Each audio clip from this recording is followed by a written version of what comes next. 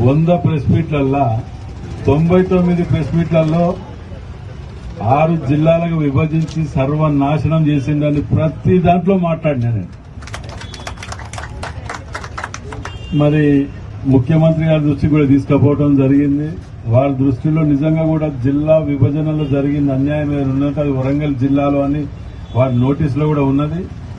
వారు fine morning ఎప్పుడో తక్షణ దీన్ని కలిపే ఆలోచనలే ఉన్నారు. అందులో ఎటువంటి అనుమానం లేదు. అందులో ఇలా జిల్లాలో ఉన్న ఎమ్మెల్యేలు అందరం కూడా కలిసి చెప్పడం జరిగితే మా నోటీసులో ఉన్నది. దాన్ని అంటే మేము చెప్పడం జరిగింది. ఎందుకంటే సమ్మక్క సారక్క ఓ దిక్కు, వరంగల్ ఫోర్ట్ ఓ దిక్కు, 1000 స్తంభాల కూడా ఓ దిక్కు, 6 ముఖ ప్రతిదీ ఏది చెప్పుకోలేకుండా అసలు వరంగల్ కు చరిత్ర లేకుండా చేయడానికి ఉన్న ఏకైక సెంటర్ జైలు కూడా వాస్తవం చెప్పాలంటే వరంగల్ జైలు అని పిలిచేది.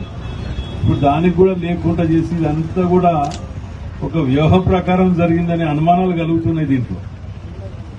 దానిని ముఖ్యమంత్రి ఈ మధ్య కాలంలో కూడా 2 నెలల కింద కూడా పేపర్లో కూడా వచ్చింది. మీరు చదివిన అందరూ చదివింటారు. దీన్ని ఆలోచనలా చేయాలి అని చెప్పి ఎమ్మెల్యేలు అందరూ లేట్ చేయకుండా చేయాలి అని అంటే డిలిమిటేషన్ ఇవి 2-3 కారణాలు ఉన్నాయి. ఇవి అయిపోయే లోపల ఏదో ఒక నిర్ణయం తీసుకుంటాం. మీరు తొందరపడకండి, తప్పకుండా చేయాలనే ఆలోచన నాకు ఉన్నదని కూడా ముఖ్యమంత్రి గారు చెప్పడం జరిగింది. ఎమ్మెల్యేలు అందరినీ ఒక్కనే గారు దీనికి మద్దతు